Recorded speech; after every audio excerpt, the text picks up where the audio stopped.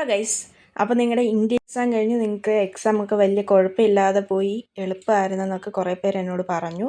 അപ്പോൾ നിങ്ങൾക്ക് എന്തെങ്കിലും ഡൗട്ടോ അതുപോലെ നിങ്ങളുടെ എക്സാമിൻ്റെ ഒരു റിവ്യൂ എനിക്ക് ഒന്നുകിൽ നിങ്ങൾ കമൻറ്റായിട്ട് ഈ വീഡിയോയ്ക്ക് കമൻറ്റായിട്ട് ഇടുക, ഇല്ലെങ്കിൽ ഞാൻ കമ്മ്യൂണിറ്റി പോസ്റ്റ് എല്ലാ ദിവസവും എക്സാം കഴിഞ്ഞ് നിങ്ങൾ വരുമ്പോഴത്തേനും കമ്മ്യൂണിറ്റി പോസ്റ്റ് ഇടുന്നതാണ്. ആ കമ്മ്യൂണിറ്റി പോസ്റ്റ് നിങ്ങൾക്ക് കമൻറ്റായിട്ടോ അല്ലെങ്കിൽ കമ്മ്യൂണിറ്റി പോസ്റ്റിൽ വോട്ട് ചെയ്യുകയോ ചെയ്യാം. അപ്പോൾ എനിക്ക് അറിയാൻ പറ്റും നിങ്ങൾക്ക് എങ്ങനെ ഉണ്ടായിരുന്നു എക്സാം. അതോ ഈ സ്ട്രാറ്റജി തന്നെ ഞാൻ പോയാൽ മതിയോ, അതോ ഞാൻ ഈ പ്രസൻറ്റേഷൻ്റെ സ്റ്റൈൽ മാറ്റണോ എന്നൊക്കെ അറിയാൻ വേണ്ടിയിട്ടാണ് ഞാൻ ഈ ക്വസ്റ്റ്യൻ ചോദിക്കുന്നത്. അപ്പോൾ നമുക്ക് 2 എക്സാം അങ്ങനെ നമ്മൾ കഴിഞ്ഞുകൂടി. ഇനി നമുക്ക് മലയാളത്തിൻ്റെ പേപ്പർ 2 ആണ് വരുന്നത്. അപ്പോൾ മലയാളത്തിൻ്റെ പേപ്പർ 2 നമുക്ക് അതിൻ്റെ സമ്മറി മാത്രം ഒന്ന് എല്ലാ ചാപ്റ്ററിൻ്റെ ആദ്യം നോക്കാം. ആദ്യത്തെ ചാപ്റ്റർ എന്ന് പറയുന്നത് ചിത്രകാരി. അതിൻ്റെ കഥാസംഗ്രഹം നോക്കാം. അസാമാന്യ പ്രതിഭയുള്ള ഫിസ എന്ന ചിത്രകാരിയുടെ ആന്തരിക ജീവിതവും വിവാഹശേഷമുള്ള അവളുടെ ഭൗതിക ജീവിതവും തമ്മിലുള്ള സംഘർഷമാണ് ചിത്രകാരി എന്ന കഥ പറയുന്നത്. വിവാഹത്തിന് മുമ്പ് ചിത്രരചനയിൽ 1ാം സ്ഥാനങ്ങളും ചിത്രപ്രതിഭാ പട്ടവും നേടിയവളാണ് ഫിസ. എന്നാൽ യാഥാസ്ഥിതികരായ ഭർത്താവും വീട്ടുകാരും അവളുടെ കലയെ പുച്ഛത്തോടെയാണ് കാണുന്നത്. അടുക്കളപ്പണിയാണ് സ്ത്രീക്ക് ചേർന്നതെന്ന ഹാഫിസിൻ്റെ ഉമ്മയുടെ നിലപാടും അവളുടെ വരയെ 4-5 വരയും കുറിയും എന്ന് വിശേഷിപ്പിക്കുന്ന ഹാഫിസിൻ്റെ മനോഭാവവും അവളെ അസ്വസ്ഥയാക്കുന്നു. തൻ്റെ സർഗാത്മകതയെ അടിച്ചമർത്തുന്ന കുടുംബ വ്യവസ്ഥയോട് ഫിസ മൗനത്തിലൂടെ പ്രതികരിക്കുന്നു. ഒടുവിൽ ഹാഫിസ് അവളുടെ ബ്രഷ് തട്ടിത്തെറിപ്പിക്കുമ്പോൾ തൻ്റെ കലാജീവിതം അവിടെ അസാധ്യമാണെന്ന് തിരിച്ചറിഞ്ഞ ഫിസ കൈകളിലെ ചായങ്ങൾ കഴുകിക്കളയുന്നു. ഇതാണ് ഈ ചാപ്റ്ററിൻ്റെ ഒരു സമ്മറി എന്ന് പറയുന്നത്. നമുക്ക് ഇനി അടുത്ത ചാപ്റ്റർ നോക്കാം. ഖൽബിലെ നിലാവ്.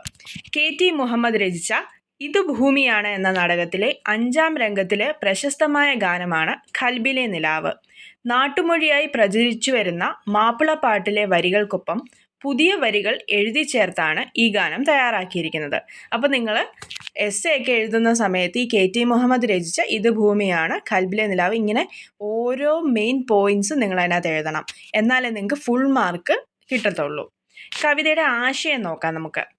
നായകൻ തൻ്റെ പ്രിയപ്പെട്ട നായികയെ അക്ഷമയോടെ കാത്തിരിക്കുന്നതും അവളുടെ അതിശയിപ്പിക്കുന്ന സൗന്ദര്യത്തെ വർണ്ണിക്കുന്നതുമാണ് ഈ ഗാനത്തിൻ്റെ കേന്ദ്ര പ്രമേയം. നായിക താമരപ്പൂങ്കാവനത്തിൽ താമസിക്കുന്നവളും പഞ്ചവർണ പൈങ്കിളിയുടെ സൗന്ദര്യം പങ്കിടുന്നവളും പൂക്കളിലെ രാജ്ഞിയുമാണെന്ന് നായകൻ സങ്കല്പിക്കുന്നു. അവളുടെ കണ്ണുകൾ നായകൻ്റെ ഹൃദയത്തിലേക്ക് പ്രണയത്തിൻ്റെ കല്ലുകൾ എറിയുന്നവയാണ്. അമ്പിളിമാമനെപ്പോലും അമ്പരപ്പിക്കുന്ന സൗന്ദര്യമാണ് നായികയുടേത് എന്ന് നായകൻ വിശ്വസിക്കുന്നു.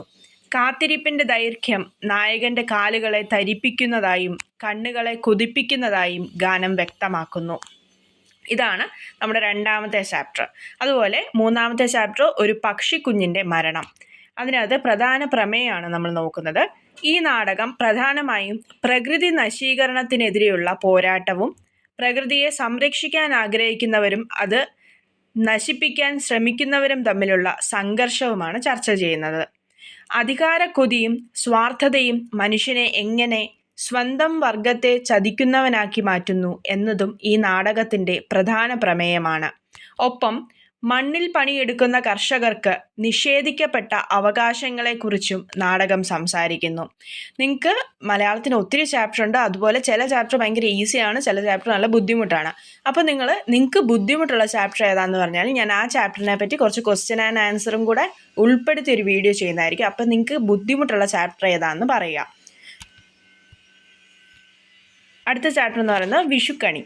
വൈലോപ്പള്ളി ശ്രീധരമേനോൻ്റെ വിഷുക്കണി എന്ന കവിത സമത്വസുന്ദരമായ ഒരു ലോകത്തെക്കുറിച്ചുള്ള സ്വപ്നവും സാമൂഹ്യ അസമത്വത്തിനെതിരായ വിമർശനവുമാണ് മുഖ്യമായും അവതരിപ്പിക്കുന്നത്.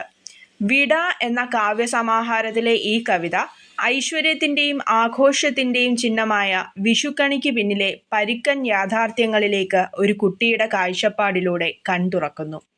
ഞാൻ വളരെ ഷോർട്ടായിട്ടാണ്, നിങ്ങൾക്ക് ജസ്റ്റ് ഒന്ന് നോക്കിയിട്ട് പോവാം. അത് കഴിഞ്ഞ് നിങ്ങൾക്ക് എസ്സേ എഴുതുമ്പോൾ അത് ഇതിനകത്ത് ഇൻക്ലൂഡ് ചെയ്യാമെന്ന് അങ്ങനെ ചെറിയതായിട്ടാണ് ഞാൻ അവതരിപ്പിക്കുന്നത്. അതുകൊണ്ട് നിങ്ങൾ ഇത് മാത്രം പഠിച്ചുകൊണ്ട് പോകാതിരിക്കുക. നിങ്ങൾ ടെക്സ്റ്റും അതുപോലെ നിങ്ങളുടെ നോട്ടും കാര്യമായിട്ട് വായിക്കുക. അതിൻ്റെ കൂടെ ഇതും ഒന്ന് കേൾക്കുക. കാരണം നിങ്ങൾക്ക് ചില വാക്കുകളൊക്കെ കേൾക്കുമ്പോൾ നിങ്ങളുടെ മനസ്സിലേക്ക് അത് പെട്ടെന്ന് കയറും. അപ്പോൾ നിങ്ങൾക്ക് എസ്സേയിലൊക്കെ അത് ഉൾപ്പെടുത്താൻ പറ്റും. അപ്പോൾ നമ്മൾ അടുത്ത ചാപ്റ്റർ നോക്കുന്നതിന് മുന്നേ ഇതിൻ്റെ ആശയം, ഈ കവിതയുടെ ആശയമാണ് നോക്കുന്നത്. ഇരുട്ടും വെളിച്ചവും തമ്മിലുള്ള വൈരുദ്ധ്യം. കണിക്കപ്പുറത്തെ ഇരുട്ട്. വിഷുക്കണി കാണുന്നതിന് മുമ്പ് കൺതുറക്കരുത് എന്ന വിശ്വാസമുണ്ട്. അമ്മയുടെ വിരൽത്തുമ്പിൽ പിടിച്ച് കണി കാണാൻ പോകുമ്പോൾ അറിയാതെ കൺതുറന്നുപോയ കുട്ടി ആദ്യം കാണുന്നത് ജനലിനപ്പുറത്തെ ഗ്രാമത്തിലെ കൂരിരുൾ നിറഞ്ഞ കുടിലുകളാണ്. തൻ്റെ മനസ്സ് നിറയെ ഈ ഇരുട്ട് തിങ്ങാനുള്ള കാരണം അറിയാതെ കൺതുറന്നതുകൊണ്ടാകുമോ എന്ന് കുട്ടി ശങ്കിക്കുന്നു. അസമത്വത്തിൻ്റെ ചിത്രം. തൻ്റെ ഉൾനാട്ടിലെ ചങ്ങാതിമാരുടെ വീടുകൾ ഇപ്പോഴും ഇരുട്ടിലാണോ എന്ന് കുട്ടി വേദനയോടെ അന്വേഷിക്കുന്നു. ദാരിദ്ര്യവും ക്ലേശങ്ങളും നിറഞ്ഞ ജീവിതം നയിക്കുന്നവർ ഇപ്പോഴും സമൂഹത്തിലുണ്ട്. തറവാടിനകത്ത് കണിയൊരുക്കിയ ഉരുളിയുടെ ഇത്തിരി വട്ടത്തിൽ മാത്രമാണ് ഐശ്വര്യത്തിൻ്റെയും സന്തോഷത്തിൻ്റെയും വെളിച്ചമുള്ളതെന്നും ഈ വെളിച്ചം സമൂഹമാകെ പരക്കേണ്ടതാണെന്നും കുട്ടി തിരിച്ചറിയുന്നു. വെളിച്ചം ഒരു പ്രതീക്ഷ. കുട്ടിയുടെ മനസ്സിലെ ഈ ഇത്തിരി വെട്ടം പ്രത്യാശയുടേതാണ്. എല്ലാ സാമൂഹ്യ വിഭവങ്ങളും, വിദ്യാഭ്യാസം, സാമ്പത്തിക സുരക്ഷ, അവസര സമത്വം, സാഹോദര്യം എല്ലാവർക്കും ലഭ്യമാകുമ്പോൾ മാത്രമേ യഥാർത്ഥത്തിൽ ഐശ്വര്യമുണ്ടാകൂ. കവി വിഭാവനം ചെയ്യുന്നത് അസമത്വത്തിൽ നിന്ന് മോചിതമാകുന്ന ഒരു നവലോകത്തിൻ്റെ അനിവാര്യതയാണ്. രണ്ടാമത്തേത് സമ്പത്തിൻ്റെ കാപട്യത്തിനെതിരായ വിമർശനം. ഐശ്വര്യദേവതയുടെ പരിമിതി. ഐശ്വര്യത്തിൻ്റെ ദേവതയായ ലക്ഷ്മിക്ക് ചെറുവട്ടത്തിൽ ഒതുങ്ങാൻ കഴിയില്ല എന്ന് കുട്ടി മനസ്സിലാക്കുന്നു. സമ്പത്ത് ചിലയിടങ്ങളിൽ മാത്രമായി കേന്ദ്രീകരിക്കുന്ന അസമത്വവും അനീതിയുമാണ് ചെറുവട്ടം എന്ന പ്രയോഗത്തിലൂടെ കവി വരച്ചിടുന്നത്. കൈനീട്ടത്തിലെ ദാരിദ്ര്യം. ദരിദ്രർക്ക് നൽകിയ പിച്ചയായ കൈനീട്ടത്തിലെ വെള്ളിക്കാശിൽ സമ്പന്നവർഗം അഭിരമിക്കുന്നതിനെ കുട്ടി ചോദ്യം ചെയ്യുന്നു. ദാരിദ്ര്യം അനുഭവിക്കുന്നവർക്ക് നൽകുന്ന ഈ നാണയത്തുട്ടുകൾ സമ്പന്നതയുടെ കാപട്യമാണ്. ഈ കപടമായ ആദർശബോധം യഥാർത്ഥ സാമൂഹിക നീതി നൽകുന്നില്ല. പകരം ഉള്ളവർ അവരുടെ സമ്പത്തിൻ്റെ അധികാരം നിലനിർത്താൻ ശ്രമിക്കുന്നു. ക്ലാവ് പിടിച്ച വാൽക്കണ്ണാടിയിൽ ചേർത്തുവെച്ച് ഐശ്വര്യദേവതയെ തങ്ങൾ തരം താഴ്ത്തുകയല്ലേ എന്ന് കുട്ടി സംശയിക്കുന്നു. ഉദാരതയുടെ പര്യായമായ ഐശ്വര്യദേവത, അന്നപൂർണയാം ദേവി, ചിലരിലേക്ക് മാത്രമായി ഒതുങ്ങുന്ന അസമത്വത്തിൻ്റെ വക്താവാകാൻ സാധിക്കുകയില്ല. 3. കാർഷിക സമൃദ്ധിയുടെയും അധ്വാനത്തിൻ്റെയും പശ്ചാത്തലം. വിഷുക്കണിയുടെ പൊരുൾ. വിഷുക്കണിയുടെ യഥാർത്ഥ പൊരുൾ കർഷകരുടെയും അടിസ്ഥാന ജനതയുടെയും അധ്വാനത്തിൽ നിന്നുണ്ടാകുന്ന സമൃദ്ധിയാണ്. അവരുടെ വിയർപ്പുനീരിൻ്റെ കടലിൽ നിന്നാണ് ഈ സമൃദ്ധി മഴ പോലെ വർഷിക്കുന്നത്. പ്രകൃതിയുടെ സൗന്ദര്യം. വിഷുക്കാലത്തെ പ്രകൃതിയുടെ മനോഹാരിത കവിതയിൽ വർണ്ണിച്ചിരിക്കുന്നു.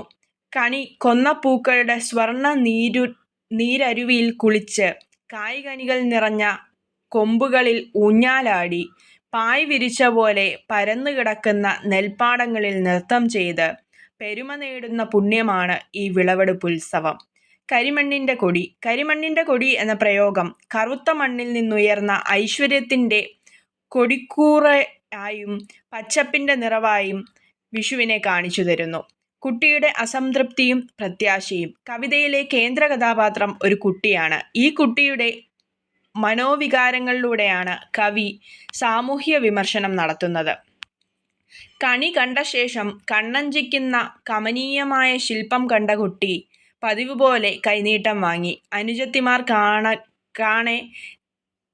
കാണകെ പൂത്തിരി കാണിച്ച് ആഘോഷത്തിൽ ചേരുമ്പോഴും അസ്വസ്ഥനാണ്.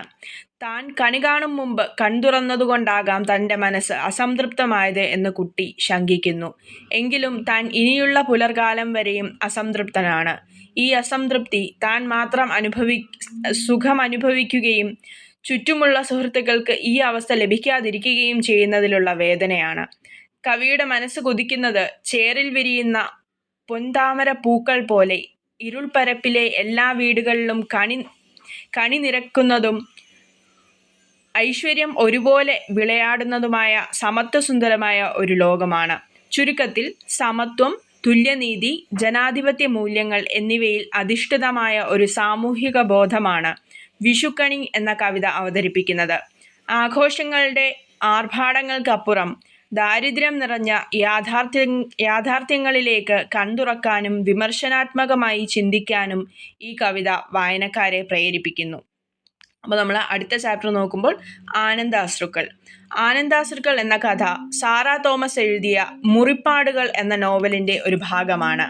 ഈ പാഠഭാഗത്തിൻ്റെ പ്രധാന ആശയം മാനുഷിക ബന്ധങ്ങളുടെ ആവശ്യകതയും കഷ്ടപ്പെടുന്ന ഒരാൾക്ക് വിദ്യാഭ്യാസത്തിലൂടെ ജീവിതത്തിൽ ഉയർച്ച നേടാൻ സാധിക്കുമെന്ന പ്രത്യാശയുമാണ്. പ്രധാന ആശയങ്ങൾ നമ്മൾ നോക്കുമ്പോൾ അനാഥത്വവും ഏകാന്തതയും. കേന്ദ്ര കഥാപാത്രമായ ജോസ് അനാഥാലയത്തിൽ വളരുന്ന ബാലനാണ്. മാതാപിതാക്കളെപ്പറ്റി അവന് ഒരു അറിവും ഉണ്ടായിരുന്നില്ല. കൂറ്റൻ മതിൽ വളപ്പിനുള്ളിൽ പരന്നുകിടക്കുന്ന ഈ അനാഥാലയം ഒരു പ്രത്യേക ലോകം തന്നെയാണ്.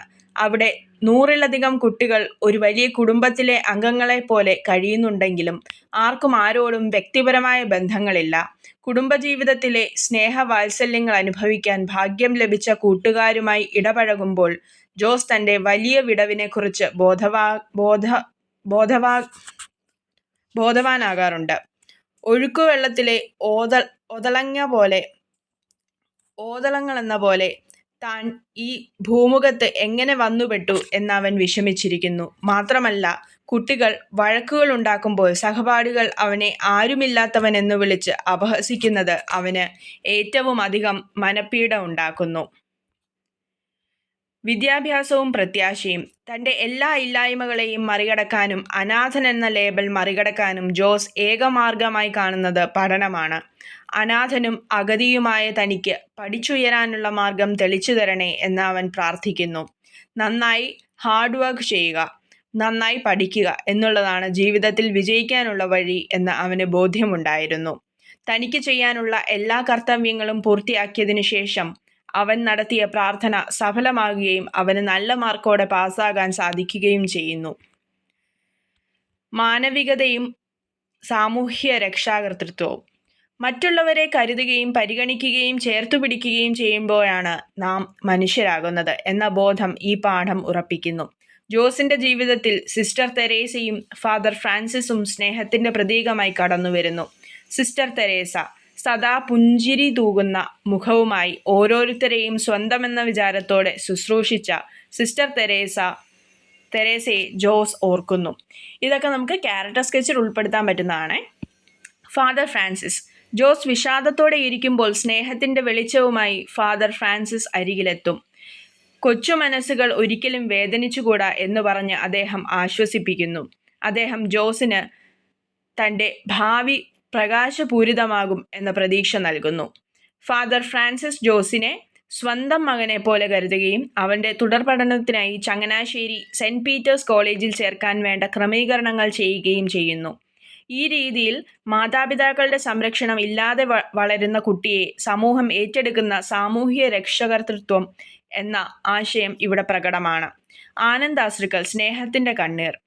ജോസ് ആഗ്രഹിച്ചതുപോലെ കാര്യങ്ങൾ ശരിപ്പെട്ടപ്പോൾ അവനെ തുടർന്നു പഠിക്കാനുള്ള സൗകര്യം ഫാദർ ഫ്രാൻസിസ് ഒരുക്കിക്കൊടുത്തപ്പോൾ ജോസിൻ്റെ കണ്ണുകളിൽ ആനന്ദാശ്രുക്കൾ നിറഞ്ഞു.